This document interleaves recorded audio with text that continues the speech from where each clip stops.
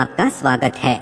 हे भगवान शिव, इस वीडियो को जो भी सच्चे दिल से लायक करें उसकी जन्म जन्मांतर की गरीबी को दूर कर देना। है शिव, हम सब आपकी ही संतान हैं। दोस्तों, मर जाना लेकिन मुख्य द्वार पर भूल कर भी ऐसे जल मत छिड़कना जैसे कि हम वीडियो में आपको बताने जा रहे हैं। दोस्तों, मुख्य द्वार पर गलत तरीके से जल छिड़कने से घर बर्बाद हो जाता है और हो सके तो जब भी घर के मुख्य द्वार पर जल छिड़काव करें तब गणेश जी का यह मंत्र जरूर बोले, जो कि कुछ देर बाद हम आपको वीडियो में बता देंगे। और वीडियो में हम यह भी बताएंगे कि मंदिर में जो एक लोटा जल रखा जाता है उसका क्या करें। मंदिर का लोटा कैसा हो, पीतल का हो, तांबे का हो, और मंदिर में जो एक लोटा जल रखा होता है उस जल का हम क्या करें। कुछ लोग करते हैं गलती और बाद में पछताते हैं। ऐसी गलती आप कभी मत करना, नहीं तो कंगाल हो जाओगे, बर्बाद हो जाओगे। मंदिर में एक लोटा जल ऐसे कभी मत रखना। दोस्तों, कुछ लोग यहाँ पर ऐसे भी होंगे जो इस वीडियो को बीच में ही छोड़ दी आँच देंगे।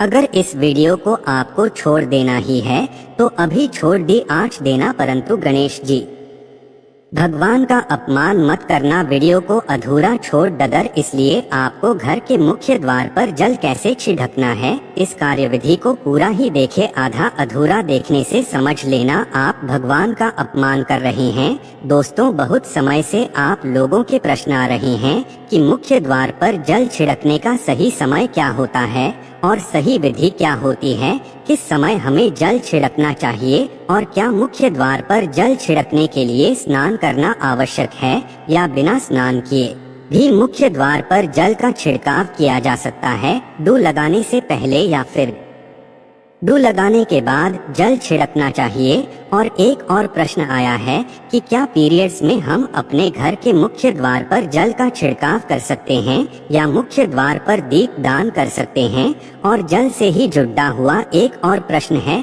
आपका कि मंदिर में जो प्रतिदिन हम एक लोटा जल रखते हैं उस जल का हमें क्या करना चाहिए, किस प्रकार प्रयोग करना चाहिए। क्या हम उसे खाने में प्रयोग कर सकते हैं या फिर हम किसी पौधे में डाल सकते हैं। उस जल का उपयोग किस प्रकार से होना चाहिए।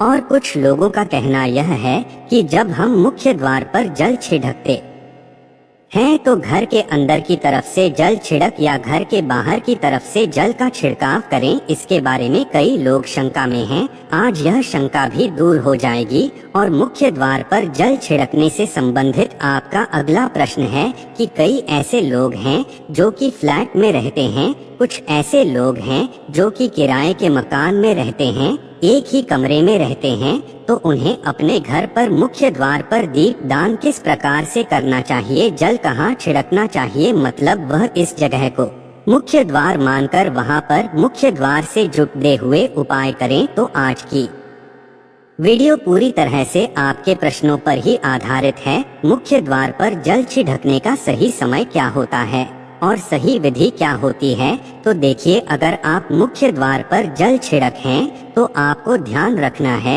कि जल आप एक दिन पहले ही, मतलब रात को सोने से पहले एक पात्र में, कोई भी आप पात्र ले सकते हैं। जैसे कि आप एक तांबे का भी पात्र ले सकते हैं। तांबे का ना हो तो आप पीतल का ले सकते हैं, स्टील का ले सकते हैं, चांदी का ले सकते हैं, जो भी पात्र आपके पास उपलब्ध हो।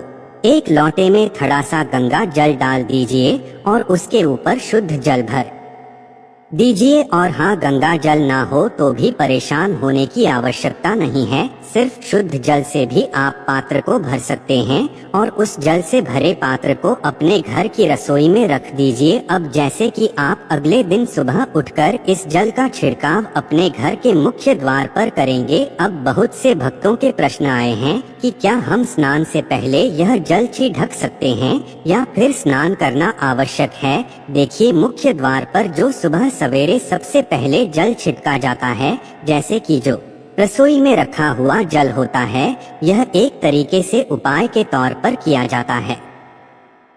दोस्तों, घर में किसी भी प्रकार की परेशानी हो, किसी भी प्रकार के दुख दर्द रहता हो, गरीबी हो या फिर कलह क्लेश बहुत अधिक रहता है, मतलब किसी भी प्रकार की नकारात्मक ऊर्जा से आप परेशान हैं, बहुत समय से परेशानियों में ही घिरे हुए हैं, तो ऐसे में घर की रसोई में रखा जाता है और यही जल घर के मुख्य द्वार पर सुबह उठकर छिड़का जाता है। इस जल के छिड़काव से आपके घर की कोई भी परेशानी हो बहुत शीघ्र समाप्त हो जाती है। इस उपाय को करने से आपके घर में सुख समृद्धि भी आती है, कलह क्लेश से भी मुक्ति मिलती है, बीमारियों से भी मुक्ति मिलती है। मतलब देखिए, किसी भी प्रकार की मानसिक परेशानी हो, शारीरिक परेशानी हो, आर्थिक तंगी हो या आपके घर में कोई वास्तु दोष हो, किसी भी प्रकार का ग्रह दोष हो, जैसे कि कई बार ऐसा होता है कि कई लोगों के ऊपर कई प्रकार बुरे ग्रह दोषों का प्रभाव होता है, जिसकी वजह से घर में परेशानियां हमेशा बनी रहती है।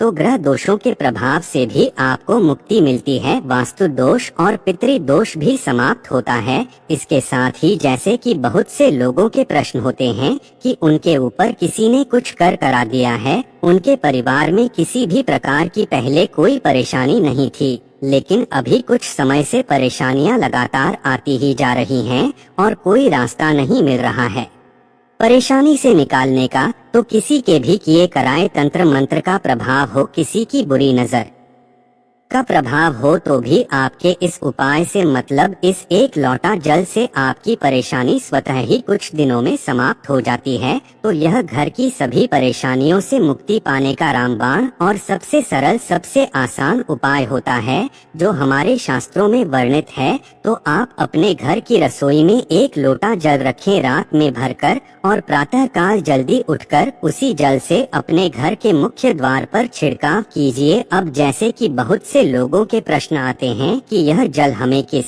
समय अपने घर के मुख्य द्वार पर छिड़कना चाहिए, तो देखिए, सुबह सूर्योदय होने से पहले इस जल का छिड़काव आपके घर के मुख्य द्वार पर हो जाना चाहिए। आप चाहे इसके बाद आप शुद्ध जल से मतलब किसी भी दूसरे जल से अपने घर के मुख्य द्वार को धोते हैं तो कोई समस्या नहीं है, लेकिन इस जल का छिड़काव घर के मुख्य द्वार पर सूर्योदय होने से पहले हो जाना चाहिए। अब दोस्तों, जैसे आपका अगला प्रश्न है कि क्या हमें स्नान करके इस जल का छिड़काव अपने घर के मुख्य द्वार पर करना चाहिए या फिर बिना स्नान किए भी कर सकते हैं। देखिए, यह जो हम जल छिड़कते हैं मतलब यह एक उपाय होता है, तो इसे हम स्नान करने के बाद नहीं करते हैं। सुबह जल्दी उठते हैं और उठकर सबसे पहले घर की रसोई में जाएंगे, उसके बाद उस जल को लेकर आप घर के मुख्य द्वार पर जाएंगे। मुख्य द्वार खोलकर मतलब मेन गेट खोल दीजिए और उसके बाद मुख्य द्वार पर इसी जल का छिड़काव कर दीजिए। और जल का छिड़काव करते समय अपने पितरों का ध्यान कीजिए, माँ लक्ष्मी का ध्यान कीजिए, क्योंकि कहा जाता है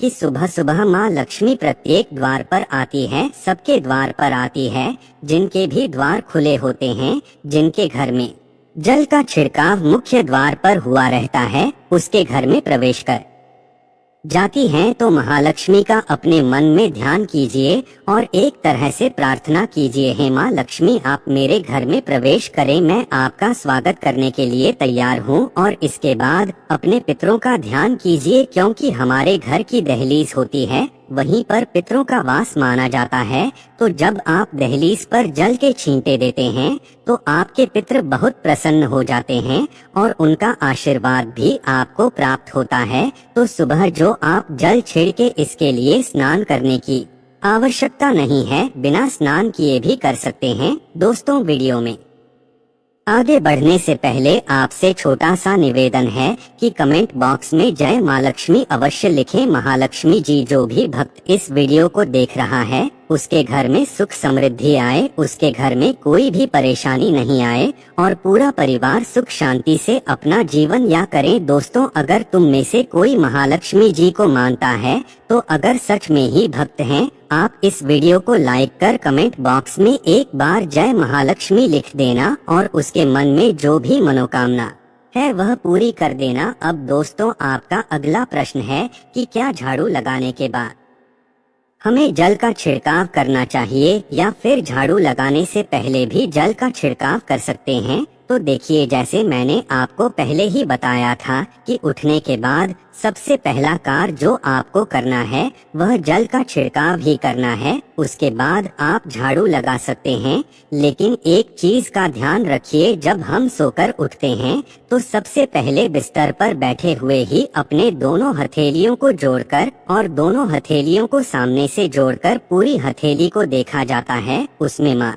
लक्ष्मी का ध्यान किया जाता है। उसके साथ ही 5 देवताओं का ध्यान किया जाता है। 5 देवता कौन कौन से होते हैं? माँ दुर्गा, भगवान शिव, भगवान श्री हरि, विष्णु, गणपति, गजानन और भगवान सूर्य देवता। 5 देवताओं का ध्यान हम अपने हाथों में ही करते हैं, हथेलियों में ही करते हैं। कराग्रे वस्ते लक्ष्मी कर, मध्य सरस्वती कर, मूल्य तु ब्रह्मा प्रभाते कर दर्शन। दोस्तों, इस मंत्र का उच्चारण आप चाहे तो कर सकते हैं, नहीं करते हैं तो भी कोई बात नहीं। अपने इष्ट देवता का और 5 देवताओं का ध्यान अपनी हथेलियों में कर लीजिए। उसके बाद दोनों हाथ जोड़कर सभी देवी देवताओं को प्रणाम किया जाता है और उसके बाद अपने हाथ से पृथ्वी का स्पर्श करते हैं, धरती को छूकर प्रणाम करते हैं 2 बार या 3 बार और उसके बाद अपना दाहिना पांव पृथ्वी पर रखते हैं। दोस्तों, धरती पर रखते हैं। उसके बाद ही बाकी के जो सभी कार्य होंगे वह उसके बाद ही किए जाएंगे। जल का छिड़काव आप उसके बाद ही करेंगे, मतलब सुबह उठने के बाद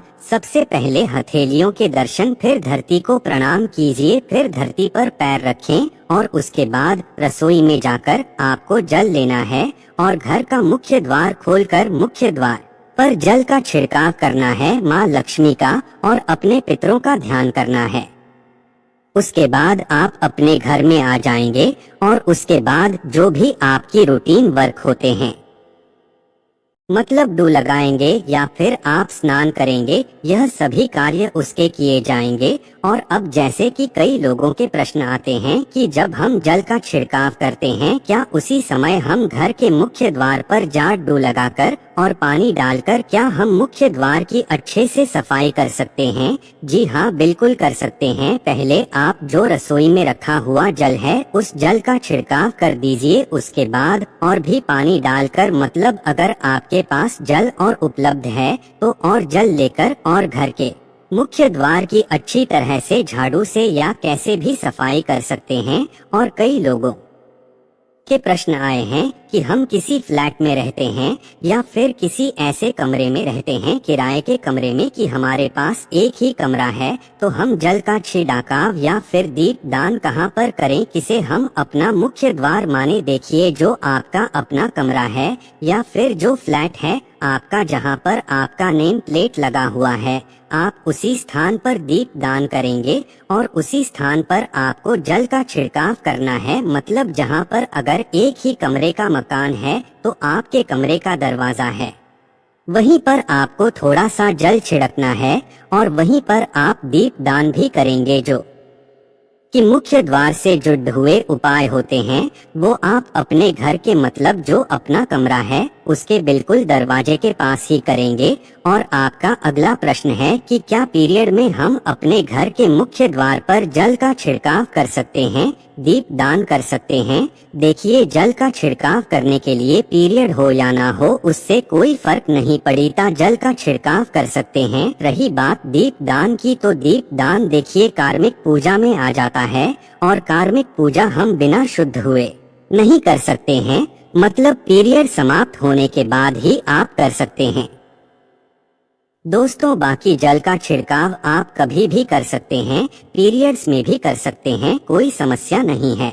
और अब आपका प्रश्न है कि क्या मंदिर में जो हम जल रखते हैं क्या क्या वो रखना जरूरी है, और अगर हम रखते हैं तो उस जल का क्या करें? देखिए, मंदिर में जल रखना बहुत आवश्यक है। जल एक ऐसी चीज होती है जिसमें सभी प्रकार की जो एनर्जी होती है ऑब्जर्व हो जाती है। तो जो हम पूजा पाठ करते हैं, मंत्रों का जप करते हैं या वहाँ पर प्रार्थना करते हैं, जो भी हमारे अपने मन की कामना भी कहते हैं भगवान से, तो सभी चीजें उस जल में समाहित हो जाती हैं। इसलिए पूजा करने से पहले घर के मंदिर में एक लोटा जल रखा जाता है और उसके बाद ददान, मतलब एक दीपक प्रज्वलित कर दिया जाता है। यह अग्नि और जल का एक तरह से बैलेंस भी हो जाता है और इसलिए शास्त्रों के अनुसार घर के मंदिर में एक लोटा जल भी हमेशा होना चाहिए और दीपक भी प्रज्वलित करना चाहिए। तो अब इस जल का करना क्या चाहिए, देखिए। जब हम जल रखते हैं,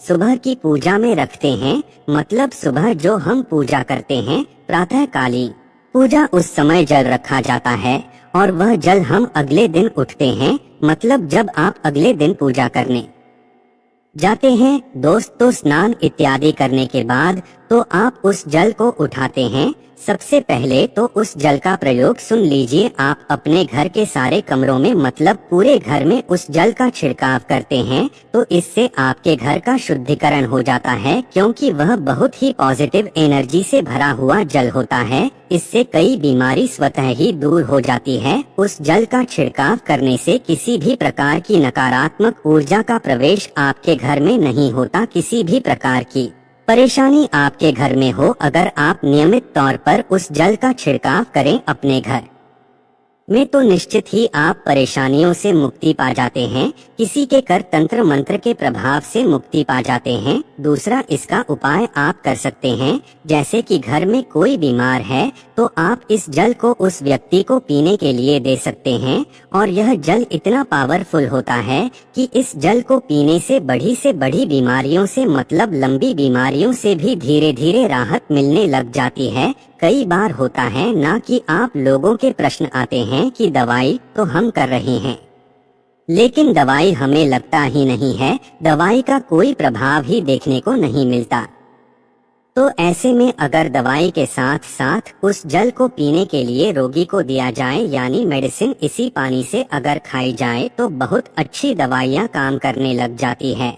और जैसे कि परिवार में अगर बहुत अधिक कलह क्लेश रहता है, हमेशा आपस में सामंजस्य बनता ही नहीं है, आपस में हर बात पर मतभेद होता है, तो परिवार के सभी सदस्य इस जल में से अगर थोड़ा थोड़ा पीते हैं तो धीरे धीरे विचारों में परिवर्तन आने लग जाता है। सकारात्मक विचार सभी के होने लग जाते हैं और आपस में समन्वय होने लग जाता है। घर से कलह क्लेश और मतभेद हमेशा के लिए समाप्त हो जाते हैं। और मंदिर में रखे हुए जल का अगला उपाय क्या है, देखिए। अगर आप कोई दुकान करते हैं, कोई व्यापारिक स्थल है आपका, तो प्रतिदिन इसी जल में से थोड़ा सा जल ले जाकर दुकान पर, व्यापारिक स्थल पर छिड़काव कीजिए। इससे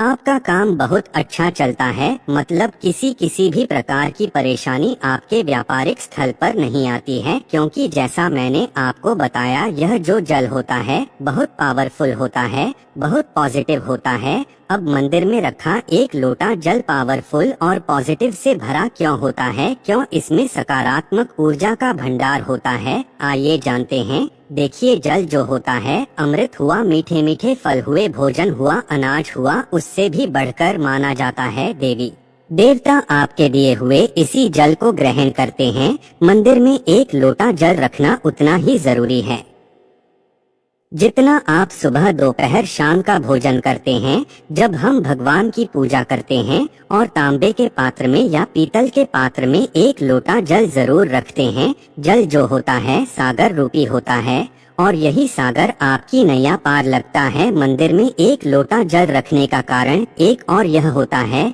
कि जो लोग भगवान को डेली भोजन नहीं करा सकते, तो वह मंदिर में एक लोटा जल रखते हैं ताकि भगवान इसे ग्रहण करें। और यह जल रूपी प्रसाद इसके अगले दिन, यह सुबह के समय आप प्रसाद समझकर ग्रहण करें। लेकिन याद रहे, मंदिर में रखा लोटा जल कभी भी तुलसी में अर्पित नहीं करना चाहिए। उसके लिए आप अलग से तांबे के पत्र से तुलसी में जल अर्पित कर सकते हैं, क्योंकि यह जल सभी देवी देवता ग्रहण करते हैं, तो इसीलिए तुलसी में डालना वर्जित है। लेकिन हाँ, अगर आपके घर में लड्डू गोपाल है, राधा कृष्ण है और आप एक लोटा जल उनके लिए अर्पित करते हैं, तो आप अगले दिन यानी सुबह के समय वह जल तुलसी में चढ़ा सकते हैं। मंदिर में जो एक लोटा जल रखा होता है, उसके अगले यानी सुबह के समय आप इस जल से अपनी आंखें जरूर धोया करें। इससे आंखों में रोशनी बढ़ती है और आंखों में जितनी भी बीमारी आ जाती है वह दूर होती है। शास्त्रों के अनुसार जो लोग मंदिर में एक लोटा जल भरकर नहीं रखते तो उनके घर में अकाल पड़ जाता है, घर कंगाल हो जाता है, बर्बाद हो जाता है, परिवार में मुसीबतें आ जाती हैं और गरीबी का आगमन हो जाता है। आप चाहें तो एक लोटा जल में पुष्प आदि डालकर रख सकते हैं, बहुत ही शुभ माना जाता है। मंदिर में जो जल रखा जाता है उससे हम और क्या क्या कर सकते हैं, आइए जानते हैं। तो इस जल का छिड़काव करने से बहुत सारी परेशानियां स्वतः ही समाप्त हो जाती हैं। जैसे अगर आपके दुकान पर किसी की नजर लगी है, बहुत से लोगों के प्रश्न आते हैं कि हमारे काम को किसी ने बांध दिया है, मतलब किसी की बुरी नजर ऐसी लग गई है कि पहले तो दुकान बहुत अच्छी चलती थी, अब नहीं चल रही है। तो आप इस उपाय को कर सकते हैं, निश्चित ही बहुत जल्द ही आपको परेशानियों से मुक्ति मिल जाती है और दिन दुगुनी रात चौगुनी आपके व्यापार में तरक्की होती है। और हाँ, मंदिर में रखे हुए जल को आप अपने घर की रसोई में खाना बनाने में, पीने में भी प्रयोग कर सकते हैं। लेकिन खाना बनाने में प्रयोग तभी कीजिए जबकि आपके घर में बिल्कुल सात्विक भोजन बनता हो, मतलब लहसुन प्याज अगर आपके घर में बनता हो तो खाना बनाने में इस जल का प्रयोग नहीं किया जा सकता है। फिर आप इस जल को थोड़ा थोड़ा परिवार के सदस्य मिलकर ग्रहण कर सकते हैं और बचे हुए जल को आप अपने घर में पौधों में डाल सकते हैं। तो देखिए, ऐसा नहीं है कि मंदिर पर रखा हुआ जल बेकार होता है, किसी काम का नहीं होता है। बहुत सारे उपयोग इस जल के होते हैं और वैज्ञानिक तौर पर जब पानी और तांबे का मिलन होता है तब वह पानी अमृत हो जाता है। इस पानी को पीने के बाद यानी कॉपर वाला शरीर के लिए अत्यधिक गुणवान है, बलवान है। इस कारण भी आप यह जल पिए, लेकिन जल तांबे के लोटे में ही होना चाहिए। अगर हम सही तरीके से प्रयोग करें तो अपने जीवन की बहुत सारी परेशानियों का समाधान मात्र इस एक लोटा जल से हम कर सकते हैं। तो ध्यान रखिए कि मंत्रों से अभिमंत्रित जल बहुत महत्वपूर्ण होता है, बहुत शक्तिशाली होता है और हमारे घर के मंदिर पर रखा हुआ जल देवताओं का आशीर्वाद होता है, क्योंकि पूरे समय वह देवताओं के पास होता है। देवी देवता वहां पर रहते हैं तो उस जल में हर प्रकार की शक्ति समाहित होती है जो कि सकारात्मक शक्तियां होती है। और इस जल का प्रयोग अगर हम सही तरीके से करते हैं, मतलब उसको पीने में करते हैं, खाना बनाने में करते हैं, घर में जल का छिड़काव करने में करते हैं, तो इससे हमारी समस्याओं का समाधान होता है।